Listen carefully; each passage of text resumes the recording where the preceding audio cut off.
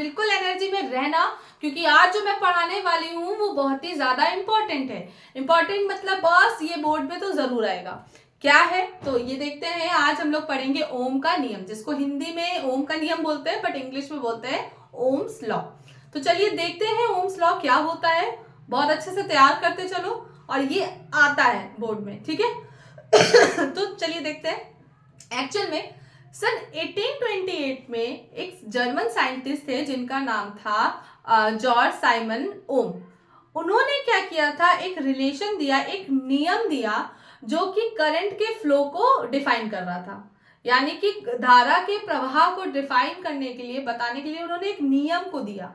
तो ही gave a law which relates the flow of current. This law is known as Ohm's law. तो इसी नियम को ही क्या कहने लगे, ओम्स नियम कहने लगे। अब ये क्या होता है ओम का नियम, तो चलिए देखते हैं। एक्चुअल में इन्होंने ये बोला कि जैसे कि जो कंडक्टर होता है, जो चालक होता है, उसमें अगर मैं उसकी भौतिक अवस्थाएं यानी कि फिजिकल स्टेट अगर मैं कांस्टेंट कर दूं, मतलब वो बिल्कुल चेंज ना हो। फिजिकल स्टेट क्या क्या हो सकती है, उस कंडक्टर की, उस वायर की लेंथ हो सकती है, उसका टेम्परेचर हो सकता है, क्योंकि टेम्परेचर इफेक्ट करेगा ही करेगा। साथ ही साथ इसका प्रेशर, यानी कि ऐसी कंडीशन रखे उस कंडक्टर की कि उसकी लेंथ कांस्टेंट हो, उसका टेम्परेचर कांस्टेंट हो और उसका प्रेशर कांस्टेंट हो, यानी कि इन पे किसी भी तरह का कोई प्रभाव ना पड़े। तो उन्होंने बोला कि एक्चुअल में जो करंट इस कंडक्टर में फ्लो होगी वो उसके पोटेंशियल के डायरेक्टली प्रोपोर्शनल होगी। यानी कि जो उस वायर में करंट फ्लो कर रही होगी, ये जो है परिपथ में यानी कि उस कंडक्टर में बहने पोटेंशियल के डायरेक्टली प्रोपोर्शनल होगी। ठीक है, समझ में आया क्या है, चलिए बताते हैं। So he gave a law and he define as when, लिखो, when we constant a physical state of a conductor, a physical state of a conductor, a physical state क्या क्या हो सकती है, इसकी लेंथ हो सकती है, इसका प्रेशर हो सकता है, इसका टेम्परेचर हो सकता है, ये सारी एक्सेट्रा ये कांस्टेंट कर दी गई। Then the flow of current, या then the flow of current भी बोल सकते हैं, या फिर ये बोल सकते हैं the current flowing the conductor, ये ज्यादा अच्छा है। Then the current flowing in the conductor, current को आई से लिखेंगे, ठीक है, रुको मार्कर दूसरा उठा ले। करंट को किससे लिखेंगे, आई से। Then the flowing of current in the conductor is directly proportional to, किसके प्रोपोर्शनल होगी, पोटेंशियल डिफरेंस के, to potential difference. Potential difference को किससे लिखते हैं बच्चा, बताओ बताओ, V से, बिटवीन इट्स एंड, यानी कि इसके भाई अब कंडक्टर है तो उसके बीच में ही तो पोटेंशियल होता है, पोटेंशियल डिफरेंस, यानी कि A और B के बीच में ही तो होगा पोटेंशियल डिफरेंस। तो बिटवीन इट्स एंड, यानी कि इसके एंड्स में क्या है, जो भी होगा पोटेंशियल वो उसके बराबर होगा। हिंदी में क्या बोलेंगे सुनो, जब किसी चालक की भौतिक अवस्थाएं नियत कर दी जाए, अर्थात इसकी लेंथ, इसका दाब, मतलब इसकी लंबाई, इसका दाब तथा इसका ताप नियत कर दिया जाए, तो उस परिपथ में बहने वाली धारा उसके विभवांतर के सदैव अनुक्रमानुपाती होती है। ठीक है, अनुक्रमानुपाती है, डायरेक्टली प्रोपोर्शनल बोला, अनुक्रमानुपाती होती है। तो चलो देखते हैं, ये डेफिनेशन तो देख लिया, देखें इसको, इसी के नीचे लिखोगे, आगे अभी खत्म नहीं हुआ। तो ये दिखाओगे, कैसे दिखाओगे, आप बताओगे, मतलब स्टेटमेंट के according, that is shit I is directly, यहाँ पे करंट दिखा देना कि करंट आ रही है, ठीक है। अब V है, V डेवलप हुआ है, ठीक। अब इन्होंने बोला करंट जो है, धारा है, वो उसके अनुक्रमानुपाती होती है। अनुक्रमानुपाती का मतलब जितनी करंट बढ़ेगी, जितना ज्यादा इंक्रीज करेंगे उसका विभवांतर, उसका पोटेंशियल भी उतना ज्यादा इंक्रीज हो जाएगा। डायरेक्टली का मतलब तो यही होता है ना। इसको हम ऐसे भी लिख सकते हैं, अगर करंट डायरेक्टली प्रोपोर्शनल है इसका मतलब V भी डायरेक्टली प्रोपोर्शनल आएगी, बात तो वही है, ठीक है। अब सुनो क्या होगा। एक्चुअल में तुम लोगों को मैंने बताया था कि जब भी कोई भी डायरेक्टली प्रोपोर्शनल, इनवर्सली प्रोपोर्शनल कुछ भी हटाता है तो इक्वल आता है, लेकिन इक्वल ऐसे खाली तो आता नहीं है। वो क्या करेगा, एक कांस्टेंट, एक नियतांक लेके आता है, ठीक है। तो यहाँ पे भी एक कांस्टेंट आएगा, क्या होगा, यहाँ पे कांस्टेंट आया v is equal to r आ जाता है, और ये i का i रहेगा, लेकिन एक कांस्टेंट क्या आ जाता है, r। और ये r क्या है, सुनना, वेयर r इज रेजिस्टेंस। अभी तो पढ़ रहे थे, अब क्या हो गया, तो इसी को बोलते क्या है, रेजिस्टेंस। क्लियर, बताओ, समझ में आ गया। इलेक्ट्रिकल रेजिस्टेंस या रेजिस्टेंस दोनों एक ही चीज है, तो इसको कंफ्यूज ना होना, ठीक है। इलेक्ट्रिकल रेजिस्टेंस भी लिख सकते हो, या रेजिस्टेंस एक ही है, यानी कि प्रतिरोध या वैद्युत प्रतिरोध दोनों एक ही है। हाँ, विशिष्ट प्रतिरोध अलग है। क्या कहते हैं इसको, इलेक्ट्रिकल रेजिस्टेंस। आर क्या, इलेक्ट्रिकल रेजिस्टेंस, ठीक है। अब अगर इसको ध्यान से देखें, इट मींस अगर हम ऐसे करें V अपॉन I तो इज इक्वल टू R होता है, यानी कि मुझे एक और रिलेशन मिला, क्या मिला, the ratio of V and I, यानी कि the ratio of potential and current is equal to its resistance, यानी कि एक और डेफिनेशन मिल गई, बताओ। क्लियर।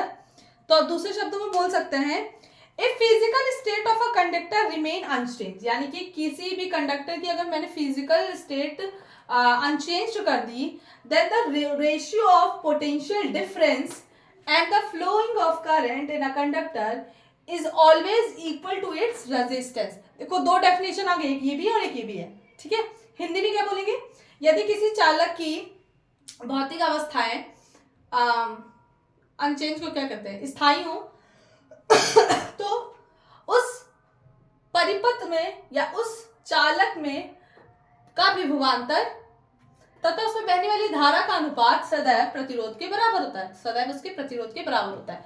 डेफिनेशन समझ में आ गई, कोई प्रॉब्लम है तो इसका मतलब हम सीधे सीधे ये भी बोल सकते हैं कि ये अब एक और रिलेशन आ सकता है, ऐसा भी हो सकता है, क्या हो सकता है, इसी को घुमा घुमा के बता रहे, कोई कंफ्यूज मत होना, ठीक है।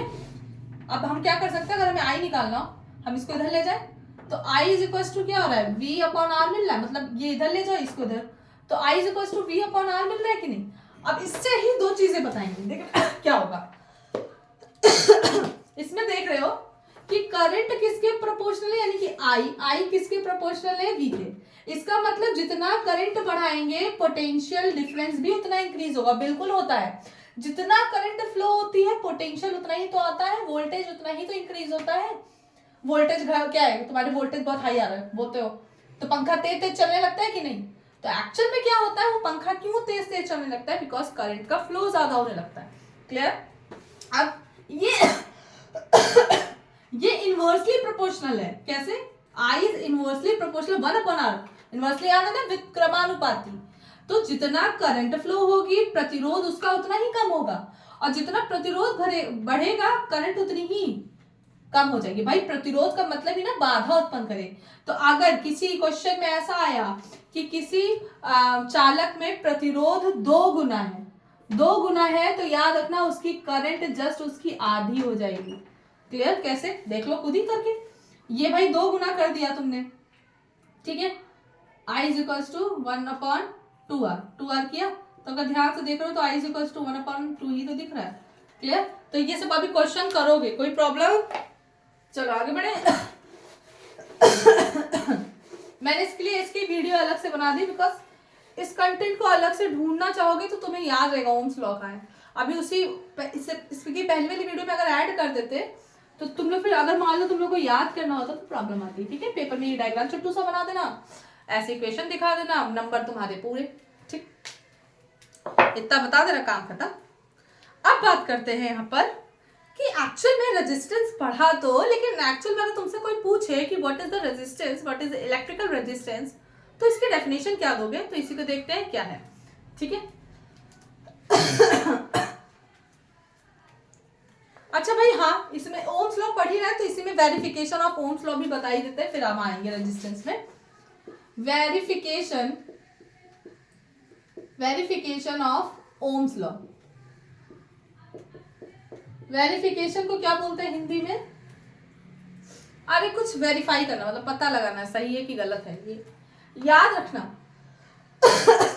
ओम्स लॉ हर एक कंडक्टर के लिए सुटेबल नहीं है, ये सिर्फ सुटेबल है ओनली फॉर मेटेलिक कंडक्टर्स के लिए, मतलब हर एक कंडक्टर के लिए ओम्स लॉ एप्लीकेबल नहीं होती है, ठीक है। हर एक परिपथ या हर एक कंडक्टर चालक जो होता है वो आपका कोई जरूरी नहीं है कि ओम्स लॉ को फॉलो करे, बट जो मेटेलिक कंडक्टर्स होते हैं वो ओम्स लॉ को फॉलो करते हैं, और वो फॉलो करते हैं तो those conductor who are follow Ohm's law are called ohmic conductor बोलते हैं। क्या बोलते हैं?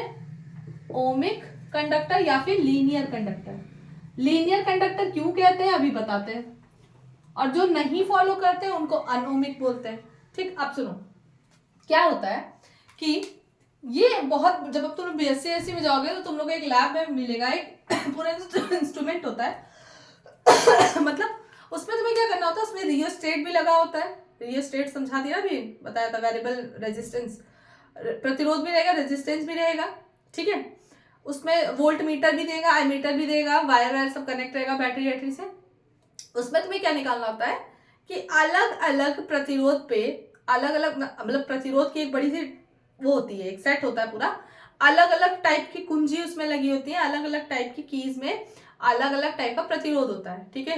3 ओम का, 5 ओम का, 300 ओम का, ऐसे ऐसे अलग अलग रहता है, ठीक। अब उसमें जो निकालोगे वो उस हिसाब से वर्क करता है। तो उसमें क्या है, अलग अलग प्रतिरोध क्या करता है, आपकी जो धारा बहती है उसके रेट को इंक्रीज और डिक्रीज करता है। तो यहाँ पर क्या है, यहाँ पर हम रियोस्टेट लगाते हैं। रियोस्टेट का काम क्या होता है, एक्चुअल में रियोस्टेट का काम क्या होता है मैं बता दे रही हूँ। रियोस्टेट जो होता है यानी कि वेरिएबल जो रेजिस्टेंस होता है, याद रखना वो एक ऐसा रेजिस्टेंस होता है जिसमें हम करंट के फ्लो को इंक्रीज और डिक्रीज कर सकते हैं विदाउट चेंजिंग इट्स पोटेंशियल।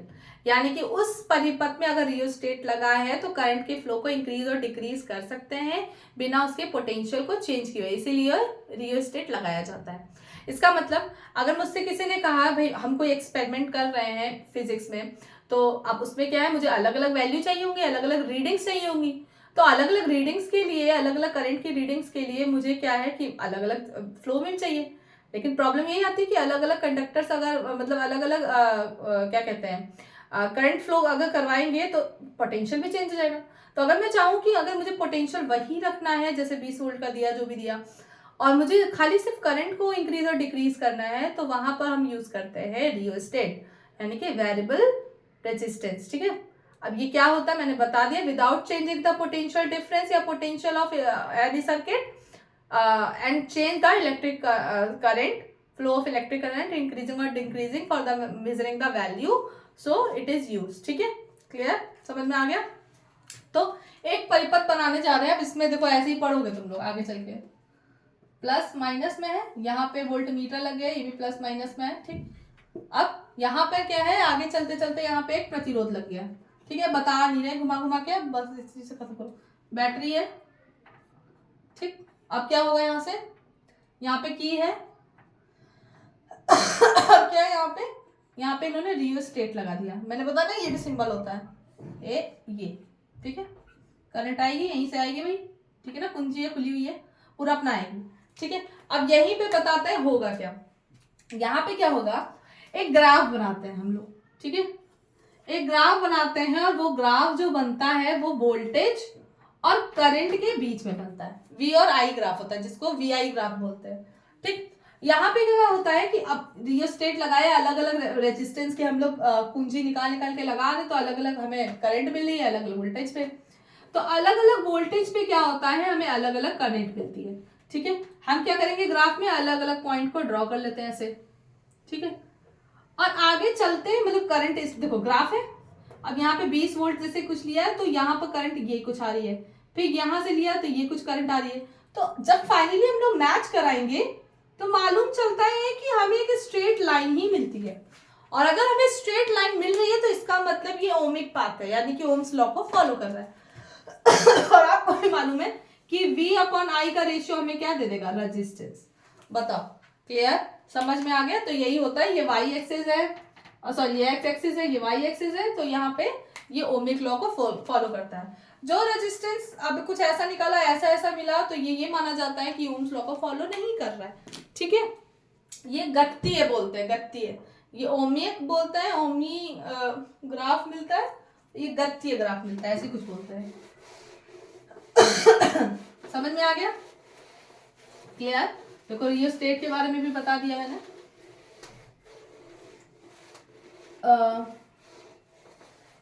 चलो आगे बढ़े। अच्छा हाँ, एक बच्चे ने मुझसे क्वेश्चन पूछा था, वो 10 की पावर 6 करके था, तो अभी मैं बता दूंगी, ठीक है, लास्ट में। अब चलो यहाँ पे बात करते हैं इलेक्ट्रिकल रेजिस्टेंस की, फिर इसके थोड़े से न्यूमेरिकल करते हैं, फिर एक बच्चे ने जो क्वेश्चन पूछा था वो मैं बता दूंगी। ठीक है, अब क्वेश्चन क्या है, रेजिस्टेंस ऑफ अ कंडक्टर और electric resistance. Resistance of a conductor भी बोल सकते हैं, इलेक्ट्रिक रेजिस्टेंस भी बोल सकते हैं, इतना दिमाग है यहीं पे, सब कुछ दोनों भाषा में बोला जा सकता है, कोई प्रॉब्लम नहीं है। ठीक है, वैद्युत प्रतिरोध क्या होता है, वैद्युत प्रतिरोध, the property of a conductor due to which it opposes the flow of current, यानी कि अपोज करता है किसको, opposes the flow of conductor, यानी कि धारा के प्रवाह में बाधा डालता है, बाधा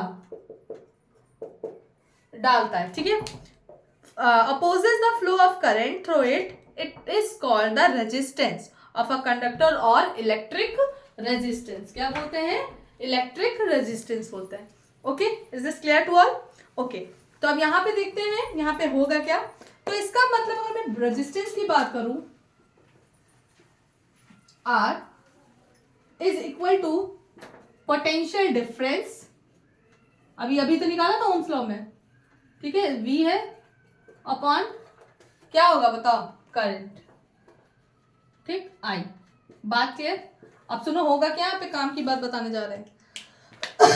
अगर इसकी यूनिट निकालनी हो, पोटेंशियल की क्या होती है, वोल्ट, करंट की होती है एम्पियर। ठीक है, इसका मतलब V अपॉन A होगा, भाई V का मतलब वोल्ट है और A का मतलब एम्पियर है। तो याद रखना वोल्ट और एम्पियर क्या होता है, ये बना देता है ओम, इसको ओम बोलते हैं। आप ऐसे भी फॉर्मूले में, यानी कि आपका जब न्यूमेरिकल आप करोगे तो ओम भी लिख सकते हो, OHMO, या फिर ये ओम का सिंबल ये होता है। अच्छा, जानते हो ये सिंबल क्या है? एक्चुअल में ग्रीक में ये अल्फाबेट होता है और इसका मतलब होता है ओमेगा। ओमेगा ये होता है, ये ग्रीक लैंग्वेज में होता है। ठीक है, ओमेगा तो अभी आगे लेवल पढ़ोगे तो ये मालूम चलेगा ओमेगा ये होता है सिंबल, लेकिन ग्रीक में क्या होता है, ये सिंबल जो होता है इसका मतलब होता है ओमेगा। ठीक है, अब यहाँ पे आगे देखते हैं होगा क्या। तो अगर मैंने तुम लोग से पूछा what is the definition of 1 volt, सीख लिया what is the definition of 1 ampere. अगर मैं पूछूं डिफाइन ओम या 1 ओम, क्या होगा? ऐसे दे सकता है, ऐसे भी दे सकता है, देखो कैसे करोगे। इसकी डेफिनेशन क्या है, if the potential difference of 1 volt, if a potential difference is 1 volt across the ends of the conductor and flow a current is flow, a 1 ampere current is flow, 1 ampere की क्या है, current flow हो रही है ना, conductor flowing through the conductor, the resistance of the conductor will be 1 ohm। ठीक है, मतलब इन्होंने बोला if a potential difference conducting in a ends of the 1 volt potential conducting in the ends of the conductor and the current flow is 1 ampere, then the resistance is 1 ohm। Hindi में यदि किसी परिपथ के दो बिंदुओं के में 1 वोल्ट का विभवांतर है तथा उसमें 1 एम्पियर की धारा बह रही है तो उस परिपथ का ओम 1 ओम होगा। क्लियर, उस परिपथ का प्रतिरोध 1 ओम होगा। क्लियर, समझ में आ गई? सब छोटे छोटे डेफिनेशन एक मार्क्स में पूछा जाता है। ठीक है, फिर 1 मार्क्स भी अगर कम हो गए तो फिर प्रॉब्लम होती है। ठीक, और परेशान हो, बिल्कुल दिसंबर में सब तैयार करा देंगे। ओके, बस अब तैयारी करते हैं। चलो, बस 1 लोग का रिप्लाई आया मेरे पास। तुम लोग का क्या होगा? अच्छा, अगर मैं बात करूं यूनिट तो मालूम चल गई, यानी कि मात्रक क्या होता है प्रतिरोध का? ओम। ओम ऐसे भी दिख सकता है, ओम ऐसे भी दिख सकता है, हिंदी में ओम ऐसे भी लिख सकते हो, मतलब आपकी मर्जी है, कोई भी लिख दो, हिंदी हो चाहे इंग्लिश मीडियम हो, डजंट मैटर। अब याद रखना, सबसे बड़ी लार्ज यूनिट जो होती है ओम की, वो होती है मेगा ओम। ठीक है, मेगा ओम बराबर होता है 10⁻⁻6 ओम के। क्लियर? सॉरी 10⁻6 ओम के, प्लस में होगा अभी तो बड़ा होगा। ठीक, स्मॉलर होती है माइक्रोम।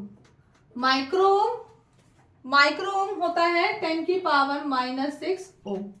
Is this clear to all? Is this clear? Okay, चलो देखते हैं आगे क्या होगा। तो ये सब है, इसके न्यूमेरिकल कर लेते हैं बस आज के लिए, फिर इतना काफी है। और एक बच्चे ने जो न्यूमेरिकल पूछा था वो बता देते हैं। चलो, क्वेश्चन है बहुत आसान है, v upon I is equal to R या v is equal to I R पे ही रखेंगे। अच्छा हाँ, ओम्स लॉ को याद करने का सबसे अच्छा तरीका है v is equal to I R. मेरे को तो ऐसे ही याद होता है, v आई आर। ठीक है, तो याद रखना। अब आर आगे लिख दो, आई पीछे लिख दो, उससे कोई मतलब नहीं। क्वेश्चन है, internal resistance of a cell, एक सेल है मतलब एक परिपथ है, उसमें क्या है, उसका जो रेजिस्टेंस है वो कितना है? 1.5 वोल्ट। ये 1.5 वोल्ट क्या है? वोल्टेज है, इसको ना रेजिस्टेंस समझ लेना, रेजिस्टेंस आगे दिया है। 1.5 वोल्ट इज 0.5 ओम, ये आर है। बोला है what is the maximum current is obtain by the cell, यानी कि आई क्या होगा? कंफ्यूज मत होना, यूनिट तो तुम्हें जानते हो ना, तो यूनिट देख के कंफ्यूज कुछ नहीं होना है फिर। तो बस इसको रखो v is equal to I R. ठीक, v आई निकालना है तो I is equal to v upon R रख दो, जिसको निकालना है। v 1.5 है, आर क्या है? 0.5। सॉरी, ये भी पॉइंट होता है, ये भी होता है। आई इज इक्वल टू 3 एम्पियर। बताओ बच्चा, कोई दिक्कत? कर लोगे? ठीक है, एक क्वेश्चन तुम लोग करके आना। An electric bulb draws a current of 2.2 ampere from 220 volt supply, मतलब वोल्टेज क्या है? 220 है, करंट कितनी है? 2.2 एम्पियर घूम रही है उसमें। What current will this electric bulb draw when connected to 110 volt supply? देखो कुछ नहीं है, मैं बता रही हूँ क्या इसमें क्या है, लिख लो भैया, ना गलत कर दोगे तुम लोग, फिर समझा देंगे। समझाएंगे नहीं, करके आओगे, नहीं आएगा तो मुझसे पूछना। ठीक है,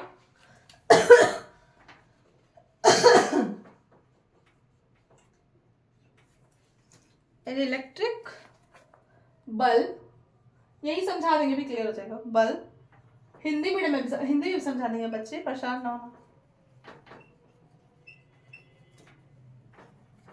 2.2 एम्पियर फ्रॉम 220 वोल्ट। कितना अच्छा होता है कि मेरा भी स्मार्ट बोर्ड होता है, कुछ लिखना ही नहीं पड़ता, सब अपने आप ही आ जाता।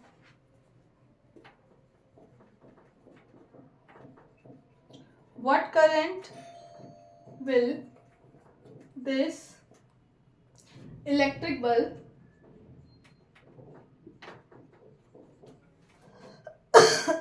draw when connected to 110 volt supply? अब देखो क्या होगा, एक मिनट, चलो अब देखते हैं क्या है। मैं देख रही थी कहीं वीडियो तो नहीं ऑफ हो गई है, तो आजकल पता नहीं क्या उससे ऑफ भी है। देखो, एक इलेक्ट्रिक बल्ब है जिसमें कि करंट क्या है? 2.2 एम्पियर फ्लो हो रही है। ठीक है, और इसका वोल्टेज क्या है? 220। तो इसमें आर निकाल लेना। ठीक, फिर बोला what current will be this electric bulb, मतलब इन्होंने पूछा कि इसी इलेक्ट्रिक बल्ब में क्या होगा, कितनी मतलब नंबर की करंट फ्लो होगी अगर उसका वोल्टेज मैंने कितना कर दिया, 220 ना करके 110 वोल्ट कर दिया। ठीक है, तो करोगे कैसे, मैं बता दे रही हूँ। कोई कुछ भी होगा, चाहे वोल्टेज आप चेंज करोगे, रेजिस्टेंस वही रहेगा। तो रेजिस्टेंस जो यहाँ पे निकलेगा, देखो अब यहाँ पे क्या करोगे, तुम्हारा रेजिस्टेंस जो यहाँ निकलेगा, ठीक है, वही यहाँ पे लगा देना और आई की वैल्यू निकाल देना। भाई सर्किट है, रेजिस्टेंस तो वही रहेगा ना, वोल्टेज इधर उधर होता ही रहता, पोटेंशियल डिफरेंस तो देख लेना करके। ठीक है, तो नेक्स्ट वीडियो में मिलेंगे जो कि बहुत ही इंपॉर्टेंट है। यहाँ पे हम लोग पढ़ेंगे factors affecting resistance of a conductor, यानी कि प्रतिरोध को प्रभावित करने वाले कारक। ठीक है, ये भी काफी इंपॉर्टेंट है। लेंथ, एरिया, जो भी चीजें होती हैं, टेम्परेचर पे क्या इफेक्ट है, सब कुछ यहाँ पे हम लोग पढ़ेंगे। तो मिलते हैं नेक्स्ट वीडियो में, लेकिन हाँ उससे पहले एक क्वेश्चन बता दें जो एक बच्चे ने पूछा था। और भाई पढ़ाई बड़ी अच्छी चल रही है तुम लोगों की? लग तो नहीं रहा है अच्छी चल रही है। आधे लोगों का तो दिमाग ही खराब होगा है विंटर्स में। आधे लोग सोच रहे होंगे लाओ सोए, पढ़ाई वढ़ाई कौन करेगा, जनवरी में कर लेंगे, फिर जनवरी आएगा कहेंगे फरवरी में कर लेंगे, फिर फरवरी आएगा आ ही जाएगा, फिर धक धक करेगा, लेकिन कहेंगे चलो 2 दिन पहले पढ़ लेंगे, फिर 2 दिन पहले क्या कहेंगे 1 दिन पहले पढ़ लेंगे, फिर पेपर के 1 दिन पहले कहेंगे रात में पढ़ लेंगे, फिर उसके बाद सुबह कुछ नहीं, भगवान जी के इधर उधर जाएंगे, पैर हाथ जोड़ेंगे, भैया पास करा दीजिएगा, है ना, यही करोगे तुम लोग। तो ऐसा काम, ऐसे नौबत ना है, इसलिए पढ़ाई अच्छे से कर लेना। अच्छा एक क्वेश्चन है, चलो देखते हैं। एक बच्चे ने पूछा था, क्वेश्चन क्या था, 10 की पावर 8 इलेक्ट्रॉन्स क्या था, आर फ्लो इन 10 की पावर -4 सेकेंड। देखो हमें लग रहा तुम लोग 10 की पावर 8 और 10 की पावर 4 देख के डर गए, वरना क्वेश्चन में ऐसा कुछ भी नहीं है। फ्रॉम, लेकिन चलो पूछा, ये बहुत अच्छा लगा मुझे। पॉइंट पूछो, बस पूछो, ये मुझे एहसास हो कि तुम लोग पढ़ रहे हो, बस बाकी सब हम देख लेंगे। लेकिन पढ़ो तो। How much? अपने ऊपर रोते रहोगे कि अरे नहीं कर पा रहे, अरे कोशिश तो करो। कोशिश करने वालों की हार नहीं होती है, भगवान भी उसकी मदद करता है जो कोशिश करता है। ठीक है ना, तो रोने से काम नहीं, बनने से रहा। रोइएगा तो फिर रोइएगा तो फिर जाइएगा तुम, हाँ समझे।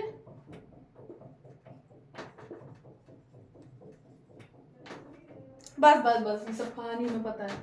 चलो अब देखते हैं।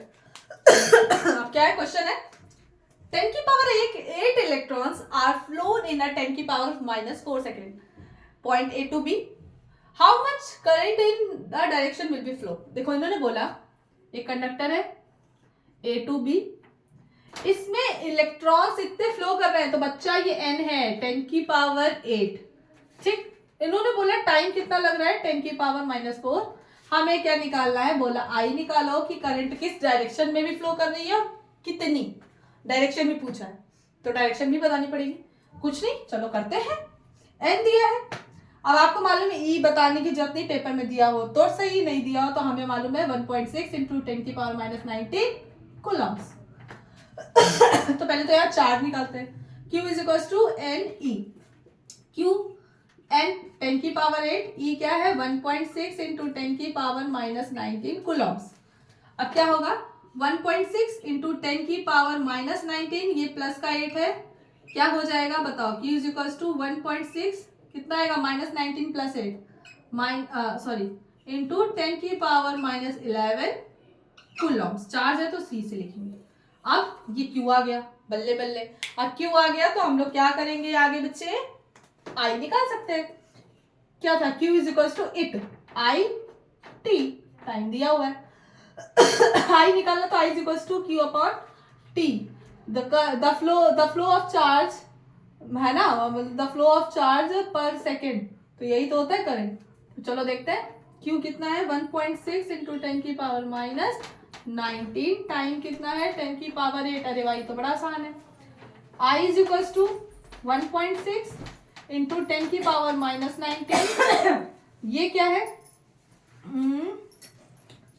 नहीं, टाइम कितना दिया है 10 की पावर -4 दिया, सॉरी ध्यान नहीं दिया, 10 की पावर -4, ठीक।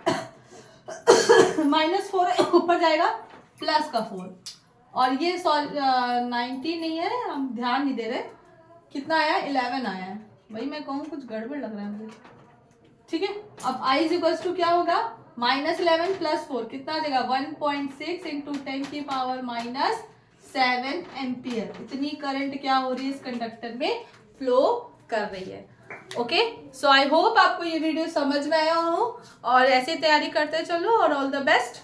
रोज बोलते हैं ताकि तुम लोग के अंदर थोड़ा मोटिवेशन आए, ठीक है। तो तैयारी करते चलो और थोड़ा सा क्वेश्चन जो ना है पूछो, ठीक है। सो 2-3 क्वेश्चन आज मैं सेंड कर दूंगी, पोस्ट कर दूंगी, तो आप लोग देख लेना कि क्या है आपकी कैपेबिलिटी, मतलब प्रैक्टिस करते चलो। तो नेक्स्ट वीडियो में मैंने बताया कि हम लोग मिलेंगे नेक्स्ट टॉपिक के साथ जो कि काफी इंटरेस्टिंग होगा, और जैसे वो टॉपिक खत्म होगा तो फिर हम लोग आ जाएंगे सीधे न्यूमेरिकल्स में, ठीक है। तो वहां पे कुछ प्रूविंग्स पढ़ेंगे, उसके बाद हम लोग सीधे न्यूमेरिकल्स में आ जाएंगे। So good night, take care, bye bye.